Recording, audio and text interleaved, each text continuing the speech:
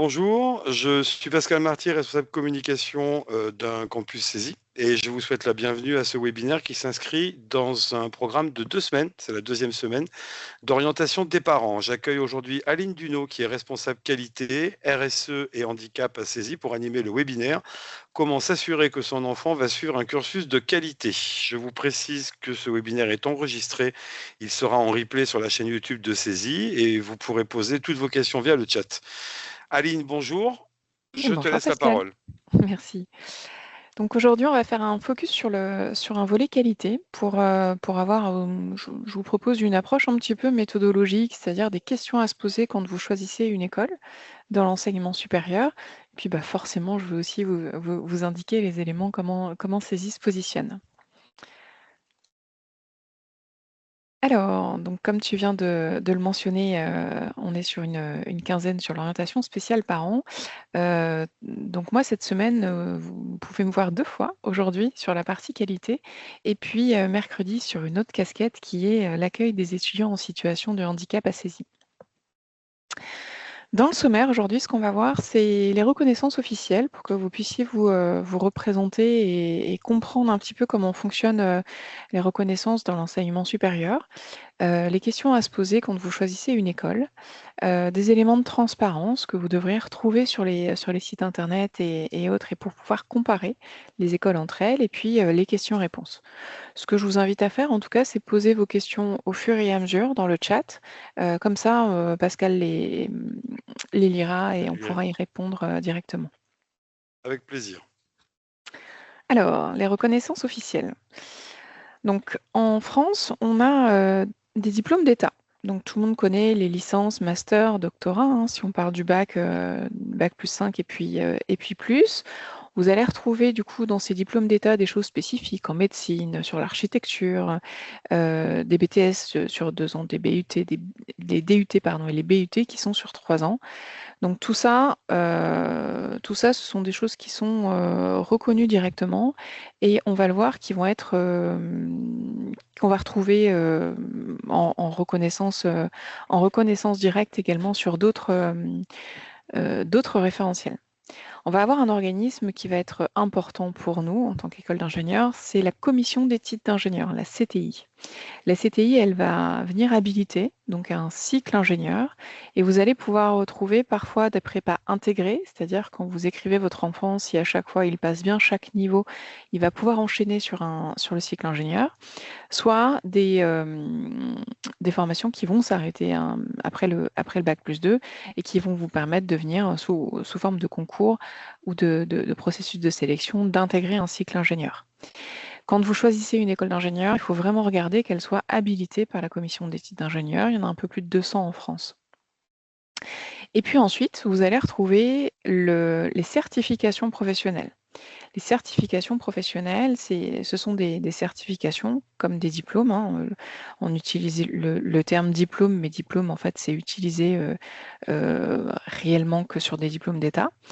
Et ces certifications professionnelles, elles sont toutes répertoriées dans un répertoire national des certifications professionnelles, hein, dont le sigle est RNCP, et sur un site qui s'appelle France Compétences. France Compétences, c'était auparavant géré par le ministère du Travail et donc ça va avoir une orientation très professionnelle. C'est-à-dire que derrière, ici on va retrouver des formations professionnelles et l'apprentissage sont des formations qui sont en alternance et ils vont avoir un niveau. C'est-à-dire que là, on ne va pas parler de bac+, on va parler de niveau. Un niveau 5, c'est une formation qui va être reconnue sur un équivalent bac+2. Un niveau 6, ça va sortir à peu près à 3-4. C'est pas exactement aligné, mais globalement, c'est ça. Et un niveau 7, c'est une formation qui va avoir une reconnaissance de bac+5. Derrière, dans ces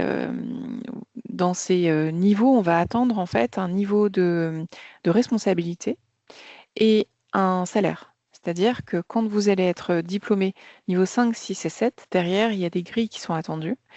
Et l'école va devoir montrer patte blanche à une échéance à chaque fois, puisque du coup, on va être certifié pour un certain nombre d'années. Et à chaque fois, dans les dossiers, on doit prouver l'insertion professionnelle, sur le bon niveau de hiérarchie, de postes sur lesquels les élèves sortent, et sur les bons niveaux de rémunération. C'est-à-dire que si quelqu'un est diplômé d'un niveau 7 et n'est pas responsable, mais je caricature, serait opérateur avec un SMIC, bah, du coup, nous, ça, quelque part, ça nous ferait perdre le titre et donc la certification. Donc ça, c'est un gage de qualité autour de la formation professionnelle. Donc là, dans l'idée, c'est qu'on apprend un métier. Ces certifications, du coup, permettent aussi d'obtenir des financements. Donc pour vos enfants, le fait de pouvoir signer un contrat de professionnalisation ou un contrat d'apprentissage fait que les études, pour lui, ne vont pas être payantes, puisque c'est l'entreprise qui va les financer. Et derrière, parce que du coup, c'est reconnu sur le RNCP, pouvoir obtenir des financements d'État. Vous allez retrouver d'autres éléments, d'autres labels. Par exemple, à CESI, on a les masters spécialisés. Donc, c'est un titre déposé par la Conférence des grandes écoles. Un label, c'est, j'aime bien caricaturer quand on dit, bah, moi, je connais un autre label, label rouge les poulets. Bah oui, c'est un label de qualité qui n'a de poids quelque part que par le référentiel qui est derrière. Comme du coup, c'est pas clair pour le grand public et que du coup, ça n'ouvre pas à des financements, typiquement à CESI, pour les masters spécialisés que nous avons, ils sont aussi déposés en niveau 7. Ça veut dire qu'ils ont une double reconnaissance par la Conférence des grandes écoles et par le RNCP. Voilà. Donc si derrière, vous avez des formations qui ne sont pas listées dans le RNCP, déjà, il faut se méfier, parce que toutes ces formations-là, diplôme d'État ou diplôme d'ingénieur, ils sont reconnus de droit sur le RNCP. Donc soit c'est que la demande n'a pas été faite, mais généralement maintenant c'est quand même fait sur l'ensemble, soit c'est clairement gros warning pour vous. Ok. Les formations étudiantes, du coup, ne sont pas listées dessus, donc ne vont pas rentrer dans ces critères-là. Je continue, je vois pas de questions, j'avance, mais je pourrais revenir dessus si vous avez des questions. Derrière, donc sur l'école, le premier critère pour moi, c'est autour du corps enseignant et de l'accompagnement que vos enfants vont avoir. Vous allez trouver dans les profils des formateurs des enseignants. On va plutôt les appeler enseignants responsables pédagogiques. Ce sont des élèves qui sont salariés de l'école. Dans les salariés de l'école, en fait, vous allez avoir deux types de profils. Soit des enseignants, qui vont souvent être là en termes de pilotage, d'accompagnement, et puis des enseignants-chercheurs. On va voir du coup quel est l'intérêt d'avoir des enseignants-chercheurs en interne. Vous allez aussi avoir des professionnels extérieurs. Donc là, ce sont des gens en poste qui vont du coup intervenir pour faire part de du côté professionnel et du retour d'expérience qu'ils peuvent avoir. Attention, quand des écoles, ce sont d'autres élèves qui interviennent sur des niveaux supérieurs, nous, ce n'est pas du tout quelque chose que l'on permet. Pour nous, ce n'est pas un gage de qualité. Derrière, ce que vous pouvez poser comme question, c'est les diplômes de ces formateurs. Donc nous, la règle interne, c'est qu'il y ait forcément le niveau sur lequel ils enseignent plus un nombre d'années d'expérience. Donc on va aller généralement sur 5 à 10 ans d'expérience professionnelle. Quand vous êtes sur des gens en interne, en fait, ce sont des gens sur lesquels vous pouvez les accompagner sur des compétences, parce que du coup, vous pouvez les former, que ce soit sur des compétences de communication, de pédagogie, relationnelle, managériale, disciplinaire. Beaucoup plus difficile à accompagner quelqu'un qui est externe sur ces dimensions-là. Donc, ça va être un savant mélange en fait entre de l'interne et de l'externe. Si on est sur des formations professionnelles, c'est intéressant d'avoir un corps enseignant externe. Si on est par contre sur de l'académique, c'est beaucoup plus important d'avoir de l'interne. À titre d'exemple, je vous ai remis les exigences de la commission d'éthique d'ingénieurs par rapport au corps enseignant. En fait, ce qu'il faut savoir, c'est quand vous êtes habilité par la CTI, donc vous êtes reconnu comme école d'ingénieur, ils vont regarder le profil, le taux d'encadrement, un enseignant-chercheur, est-ce qu'il fait de la recherche, est-ce qu'il contribue au contenu scientifique, etc., etc. Donc clairement, quand vous avez une habilitation de la CTI, c'est pas rien. Derrière, ce que vous pouvez aussi poser comme question, c'est est-ce que du coup, il va y avoir un suivi individuel? Si oui, à quelle fréquence? Un suivi entreprise? Donc nous, en tout cas, on fait généralement des suivis entreprises tous les 6 mois avec les tuteurs pour voir du coup comment ça se passe aussi en entreprise. Particularité à CESI, c'est qu'on est sur des diplômes nationaux. quand vous avez si on revient sur le RNCP, vous allez pouvoir voir un diplôme, mais souvent, et parfois, il y a des écoles, c'est diplôme machin du campus machin. Donc vous ne verrez jamais le campus machin, puisque nos formations, du coup, vont se décliner sur une somme de campus. Pas forcément sur tous les campus, mais sur X campus qui vont le permettre. Donc ça, ce sont des choses qui sont données sur notre site internet. Chacun de nos campus, du coup, a des tailles différentes, mais par contre, vous allez retrouver les mêmes exigences, c'est-à-dire à la fois, si vous postulez sur une formation, ça va être les mêmes critères d'entrée. Quand vous serez autorisé à rentrer, vous aurez une admission. Du coup, c'est vrai sur l'ensemble des campus.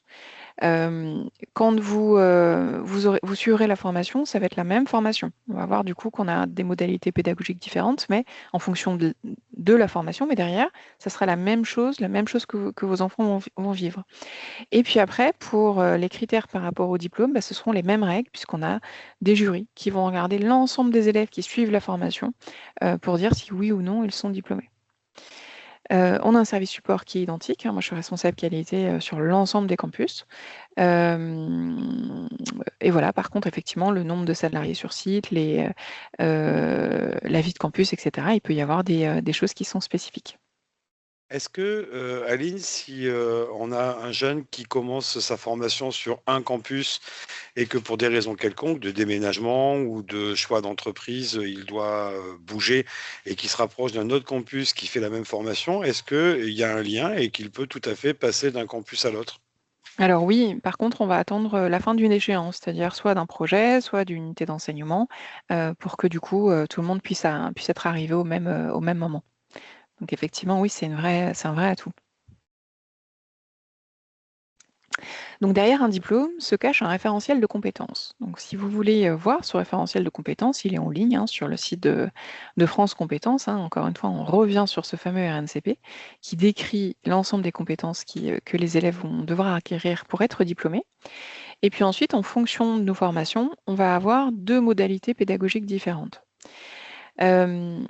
Sur tout ce qui est bachelor de spécialité, master professionnel, master spécialisé, ce sont des formations qui sont très professionnelles et donc on va faire intervenir des formateurs, souvent des formateurs externes pour avoir le volet professionnel ou quand on est sur des contenus plus académiques, ça va être fait en interne. Sur le programme Grande École, on va avoir une pédagogie active avec l'apprentissage actif par projet. Donc, ce sont des contenus qui sont créés en interne, qui sont déployés de manière synchrone. Donc là, encore une fois, un projet, ça dure à peu près 3 semaines. Et donc, à la fin de 3 semaines, des 3 semaines, vous pourrez changer de campus si vous voulez. Et on parle plutôt de tuteur, puisqu'en fait, comme on est sur de l'apprentissage actif, on va plutôt chercher à ce que les élèves apprennent par eux-mêmes. Donc, on va leur donner des contenus. Ils vont avoir des rôles. Ils vont tourner un rôle d'animateur, de scribe, etc. Exactement comme on retrouve en fait en entreprise. Ils vont devoir ils vont avoir des apprentissages donc sur chacun des contenus un peu théoriques et puis des livrables intermédiaires pour progresser. Et donc ce sont des livrables où à la fin ils doivent nous présenter les résultats, donc exactement comme on peut faire en entreprise. Donc ça souvent ces apprentissages-là ils vont être plutôt vrai sur des formations étudiantes pour qu'ils retrouvent en fait cette même réalité du monde de l'entreprise. Toujours pas de questions, Pascal? Si, mais ça nous fait revenir sur la slide précédente, une question de Audrey qui nous dit, d'abord bonjour parce qu'elle est bien élevée, mais surtout beaucoup d'écoles proposent des bachelors, ce n'est pas un diplôme national si elle a bien compris, mais est-ce un diplôme reconnu pour entrer dans le monde du travail ou est-ce une passerelle pour accéder à des études d'ingénieur par exemple? Moi j'ai la réponse, mais c'est toi qui anime le webinaire. Non, vas-y Pascal, donne ta réponse. Alors, en fait, le bachelor, c'est un niveau bac+3. Dans le cadre de l'éducation nationale, ce serait le but comme diplôme ou une licence. Alors, à saisie, tous nos bachelors sont enregistrés en titre RNCP. Certains sont grades de licence, en effet, et ce sont ceux-là qui sont grades de licence qui peuvent en effet permettre de passer ensuite en cycle ingénieur, si les résultats sont bons, évidemment, parce que le niveau scientifique en grade de licence est supérieurs. Sinon, ce sont des bachelors titre RNCP qui, eux, permettront de passer après sur un master professionnel qui sera aussi un titre RNCP de niveau 5. Est-ce que j'ai bien répondu, Aline? Alors oui, en tout cas, on va regarder le type de diplôme. Donc nous, pour nos bachelor grade de licence, en fait, alors je ne vous l'ai pas mis parce que ça commence à complexifier, mais c'est habilité aussi par la CTI. Donc effectivement, ce sont pardon, les prérequis pour pouvoir intégrer la formation. Normalement, ils doivent être cités. Donc effectivement, c'est ce volet scientifique qui va être important pour pouvoir suivre ensuite dans le cycle ingénieur. Quand on parle chez nous des bachelors professionnels, si vous allez voir, du coup, le diplôme qui est derrière, c'est un diplôme de niveau 5. Et en tout cas, à chaque fois, c'est précisé. Et donc, effectivement, c'est reconnu. Attention, hein, si sur des écoles, elles vous donnent le terme bachelor tout seul ne veut rien dire. Ok, donc, il faut toujours aller voir en fait le diplôme qui est donné derrière. On est d'accord. Et le bachelor est en effet fait pour intégrer le monde du travail avec un véritable niveau. Mais si par contre le bachelor habilité par la CTI et que le jeune souhaite poursuivre en cycle ingénieur, il devra avoir fait les 3 ans du cycle bachelor, mais repartira sur un cycle de 3 ans. C'est pas une prépa intégrée. Mm. Merci Pascal. Alors si on regarde un petit peu maintenant sur le volet recherche et innovation, donc saisit un laboratoire qui s'appelle Saisit Lineact, avec deux orientations fortes, c'est autour de apprendre et innover et de l'ingénierie et des outils numériques. En fait, derrière chaque projet de recherche, on va avoir des enseignants qui vont travailler en contenu et le réintégrer après dans nos formations. Donc, par exemple, un projet qui est en cours, c'est le projet CARE, qui est un programme pour démocratiser la culture de l'intelligence artificielle. Et donc, dans quelques temps, tout ça va permettre d'alimenter nos formations sur l'intelligence artificielle. Petit aparté sur la partie innovation, on a intégré l'incubateur Science et Vie pour booster du coup les projets d'innovation de nos élèves. Si je montre quelques résultats de recherche qui ont du coup été intégrés dans nos formations, mais ça va être par exemple les équipements autour de... À Césie, vous allez retrouver des équipements de réalité augmentée, réalité virtuelle. Donc ça, vous avez ces équipements-là sur tous les campus. Et par exemple, ça vient alimenter les jumeaux numériques. Donc en fait, sur un des campus saisis, vous avez cette ligne de production qui existe en vrai. Et du coup, vous pouvez la retrouver sur tous les campus en numérique. Donc vous mettez vos lunettes et puis les élèves, du coup, doivent faire fonctionner cette ligne dans certains projets et donc vont avoir quelque part les mêmes approches de production sur tous les campus, soit en réel, soit en numérique. Vous allez retrouver aussi, par exemple, Thiago, que vous pouvez faire fonctionner, etc. Il y a plein de choses. Et puis pareil, le Micro Learning Factory, qui est une plateforme qui vise à reproduire à une échelle réduite un système de production à l'image de ceux implantés dans les industries. Et puis après, vous avez des Fab Labs dans tous les campus saisis avec des impressions 3D, des découpeuses laser, des plateformes de prototypage électronique. Donc ça, c'est pareil, c'est des choses qui ont été d'abord développées par la recherche avant d'être mises à disposition de nos formations.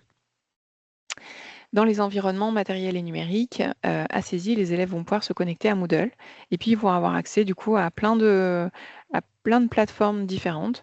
Alors, je vous cite ma préférée, c'est ScholarVox. C'est une bibliothèque en ligne avec un accès illimité à plus de 60 000 ouvrages. Donc, c'est absolument génial. En 3 clics, vous avez le bouquin, pas besoin de payer, c'est en accès libre. Donc, c'est vraiment génial. Pas de questions? Je passe à la partie internationale. Pas de questions. Allez.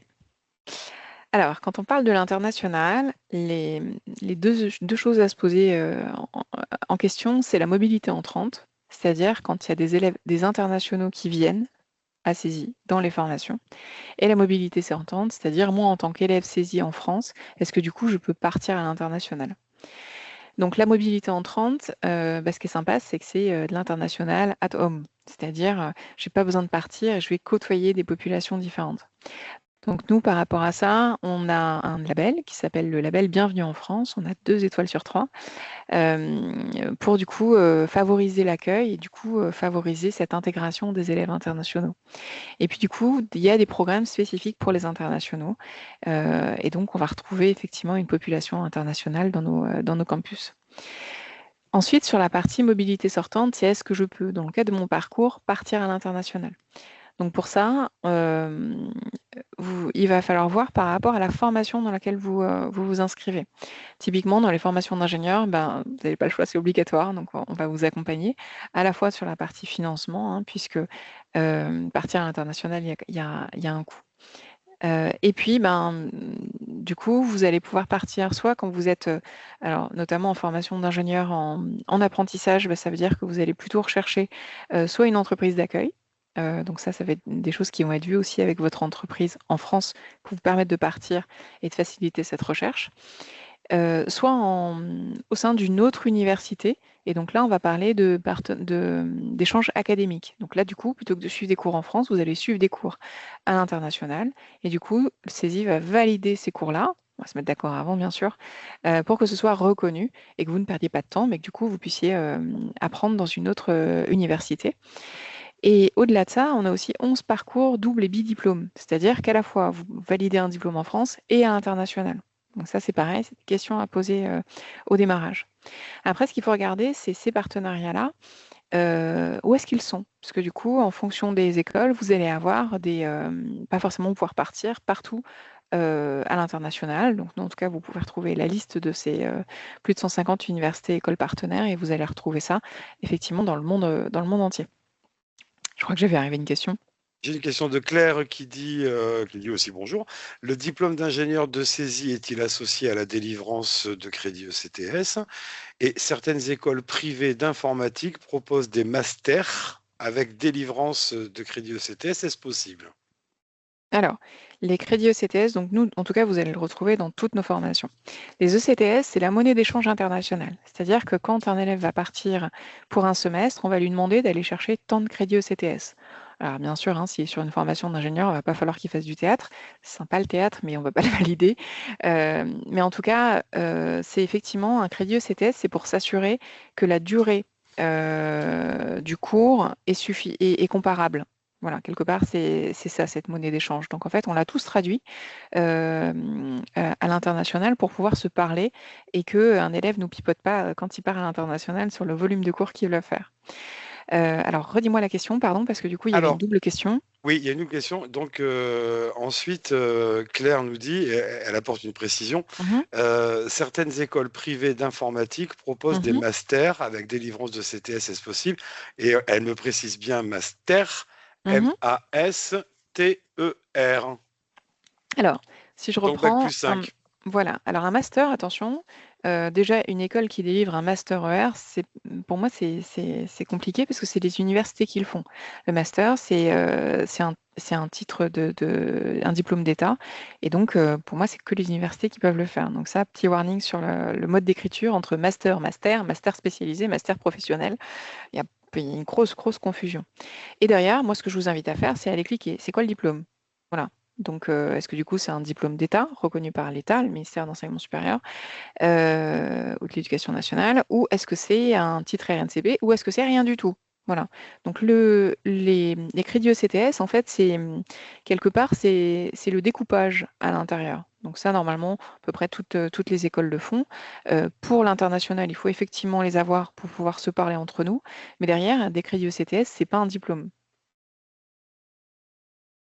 Et du coup, si on prend le cas de saisie, puisque Claire cite saisie, quelle sera la différence, s'il y en a une, entre le diplôme Bac plus 5 ingénieur spécialité informatique et les nombreux diplômes Bac plus 5 titre RNCP dans la filière informatique après le bachelor de spécialité ou le grade de licence et le master professionnel?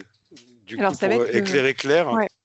Ça va être dans le contenu. C'est-à-dire que du coup, les masters professionnels chez nous, ça va être des formations qui sont très orientées métiers. Ça veut dire qu'on liste les métiers sur lesquels les élèves vont postuler et les métiers qu'ils vont avoir.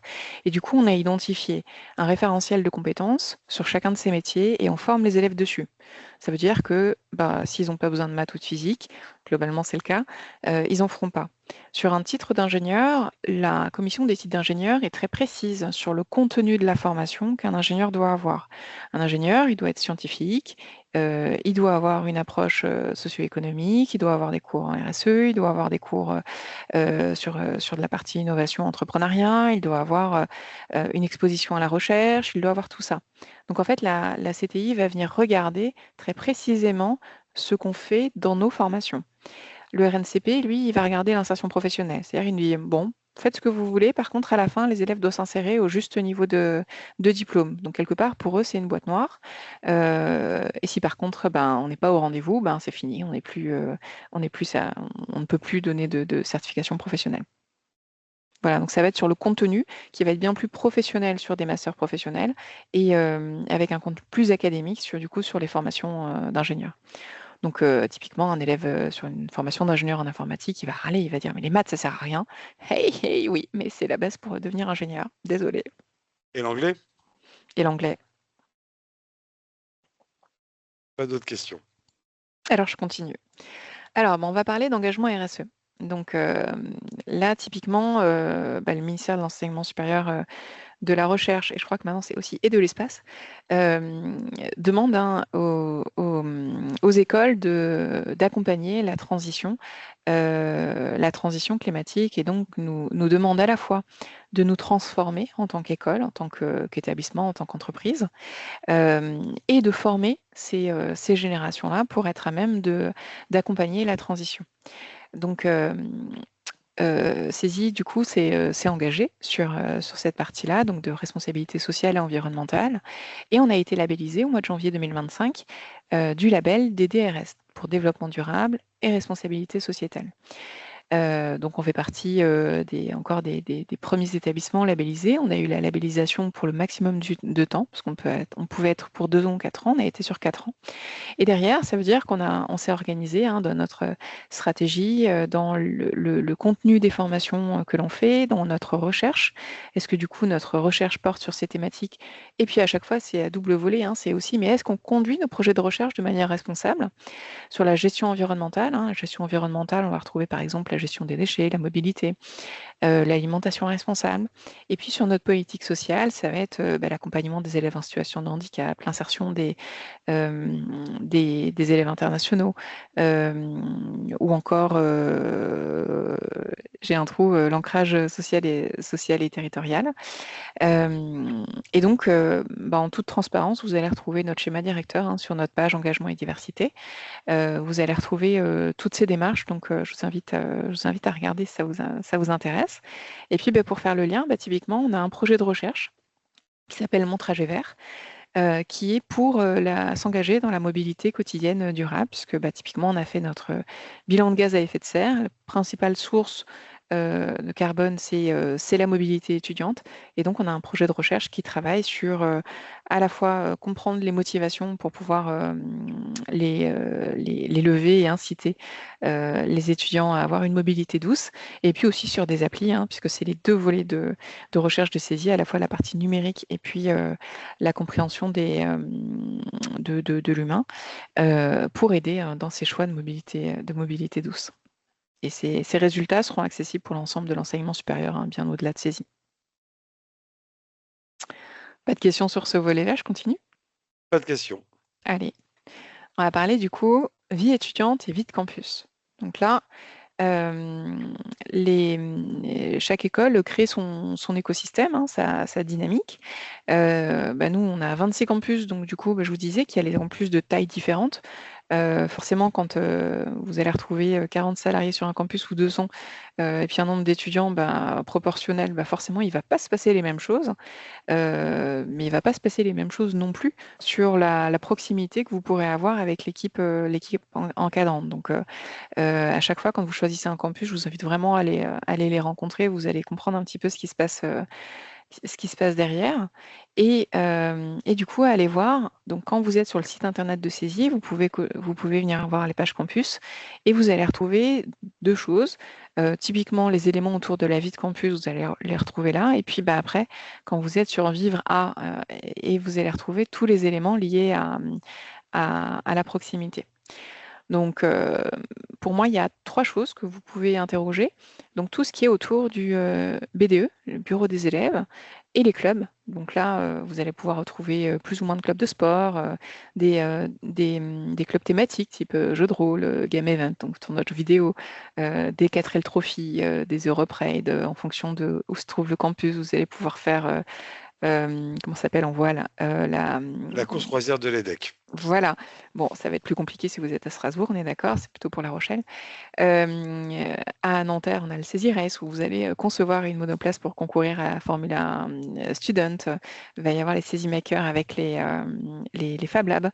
Et donc voilà. Donc, en fonction des campus, vous allez retrouver, des clubs. Et puis, bah, si le club n'existe pas, qu'est-ce qui se passe, Pascal? Eh bien, il suffit de le monter. Voilà. Ensuite, vous allez retrouver des événements qui vont se passer sur le campus. Donc, il y a des événements qui sont, transverses, hein, à tous saisis, que ce soit des coupes de France, les WorldSkills. Vous allez retrouver des moments conviviaux sur les campus et puis des manifestations, des sensibilisations, que ce soit pour, Octobre Rose, Movember, la semaine de l'alimentation, de l'environnement, des échanges interculturels, des Erasmus Day. Donc il y a plein de choses qui se passent, des soirées buddy. Et puis, tiens, il manque ma dernière ligne, c'était Le les challenges. challenge des ambassadeurs. Voilà.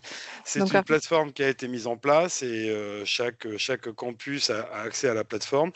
Et en fait, on peut mettre en place des challenges, c'est-à-dire un exemple concret, qu'est-ce qu'on a eu cette semaine? Ah ben, par exemple, il y a un salon, il y a un salon sur Paris qui est très important. Du coup, on demande aux ambassadeurs de se positionner, on valide leur inscription et le jour du salon, ils sont informés, ils sont présents et donc du coup, ils gagnent des points et en fin de saison, à partir du 30 juin, je crois, ou mi-juillet, on ferme la plateforme, on voit le nombre de points et ça leur donne accès à des boutiques où il y a des cadeaux.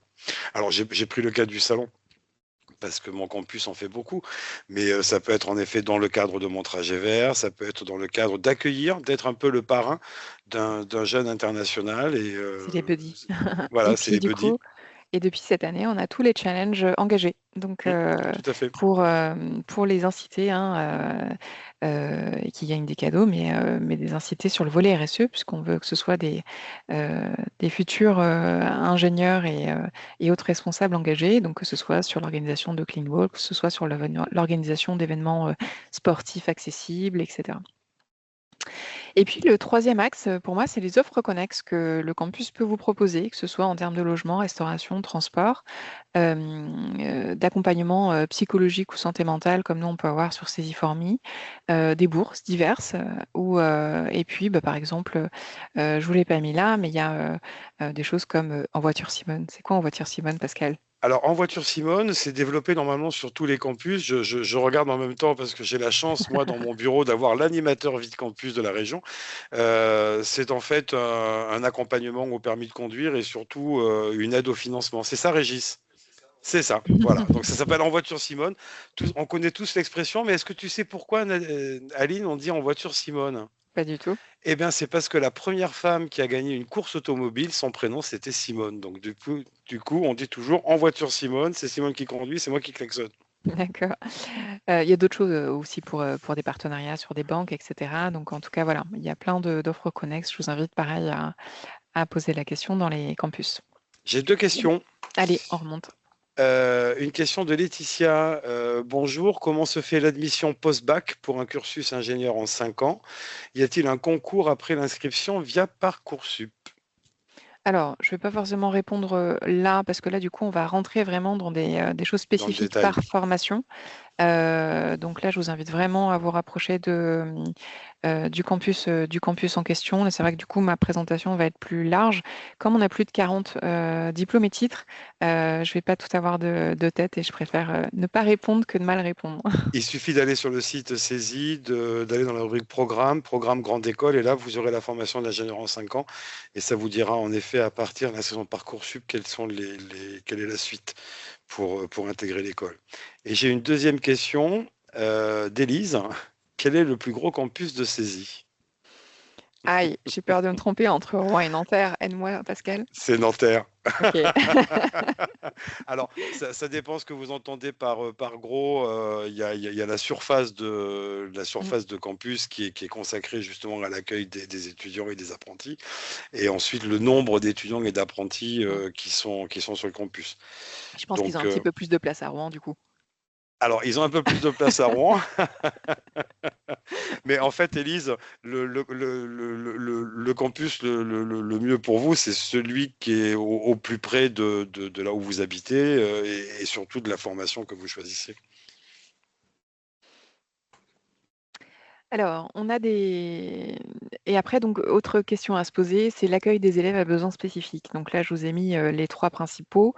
Quelque part, c'est les élèves en situation de handicap. L'année dernière, on a accompagné 782 élèves en situation de handicap. Donc là, on va se baser sur soit les attestations précédentes, si les besoins n'ont pas évolué, soit sur des attestations médicales qui précisent les aménagements. La demande est à formuler au référent handicap, on va le voir. Et il y a bien deux axes, hein. Il y a pour la sélection, parce que des fois, l'idée, c'est pas de se faire discriminer au moment où on veut rentrer. Donc la sélection voilà, est très, très ponctuelle. Et puis après, sur la formation, là, on va étudier de manière plus large, hein. Typiquement, un départ à une mobilité à l'international, ben, c'est une situation qui est un peu plus complexe que juste la sélection, donc il y a bien deux temps. Sportif de haut niveau ou artiste de haut niveau, la démarche c'est à peu près pareil. On va vouloir avoir la preuve du statut, voir effectivement les demandes d'aménagement, en quoi ça consiste, hein, est-ce que c'est quelqu'un qui est au JO et qui va du coup avoir besoin de beaucoup d'aménagement ou un autre moment de la vie du sportif. Et puis, demande à formuler auprès du directeur de campus pour pouvoir voir et adapter du coup. Et à chaque fois, dans tous les cas, vous avez une réponse écrite. Quelques exemples d'aménagement d'examen et des études pour des élèves en situation de handicap, hein. Ça peut être de l'usage d'un ordinateur à du temps supplémentaire ou encore un lecteur scripteur. Donc tout ça est évidemment fait au cas par cas par rapport à la demande qui est faite et argumentée par rapport au médecin. Dans les pages campus, vous allez retrouver tous les noms des référents handicap, sachant en tout cas qu'il y a ce sont des adresses mail génériques pour être sûr de tomber sur les bonnes personnes. Donc je vous les affiche ici. Est-ce qu'on a des questions? T'as ton micro Non, coupé. je n'ai pas de questions pour l'instant. Ok, je continue. Alors, quelques éléments de transparence, donc pour que vous puissiez comparer des indicateurs d'une école à l'autre. Donc, dès que vous allez être sur de l'alternance, que l'école va avoir des financements d'État, notamment pour que contrat de pro, contrat d'apprentissage, il va falloir que l'école ait une certification Calliope.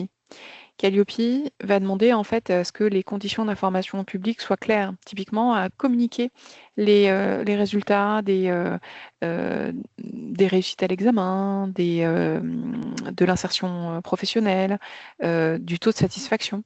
Donc ça, ce sont des choses que vous devez retrouver pour chaque formation. On va préciser du coup l'adaptation qu'on peut faire aux formations, quels critères on met pour intégrer la formation, quel accueil, suivi, évaluation, comment tout ça est mis en œuvre, les moyens qu'on va mettre en place, la qualification, le développement du personnel, et puis l'inscription et l'investissement du partenaire au niveau socio-économique, notamment typiquement sur la partie handicap, et puis l'appréciation et l'amélioration continue qui va être mis en place derrière. Voilà.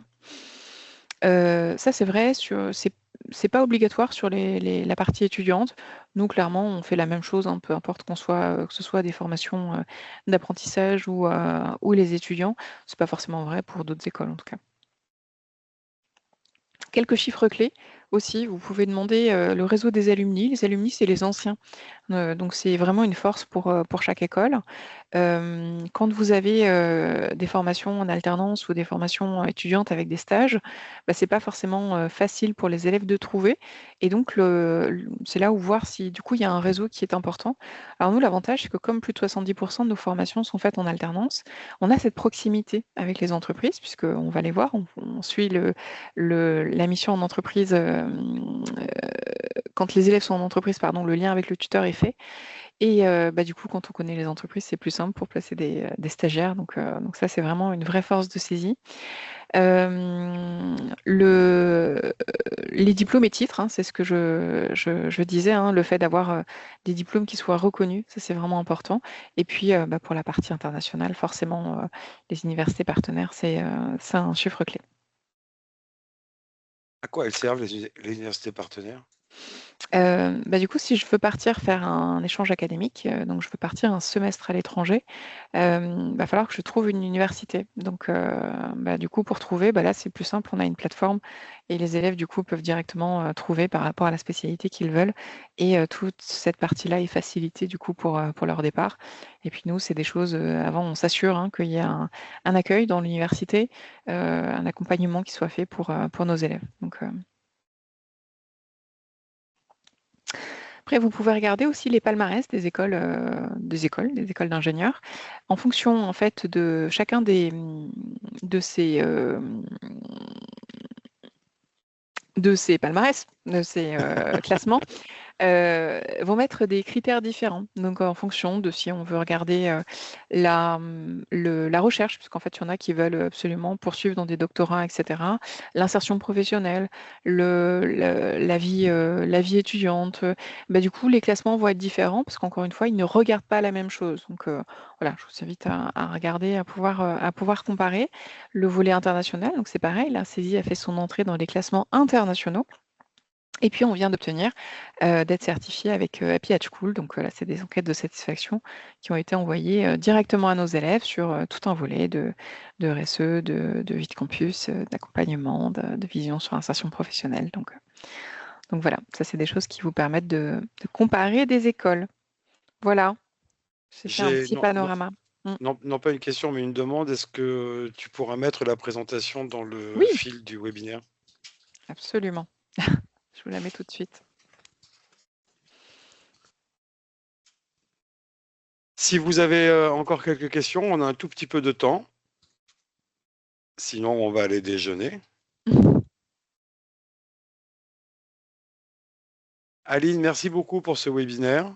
Encore une fois, c'est toujours un véritable plaisir depuis l'année dernière où on a monté ces semaines d'orientation par an.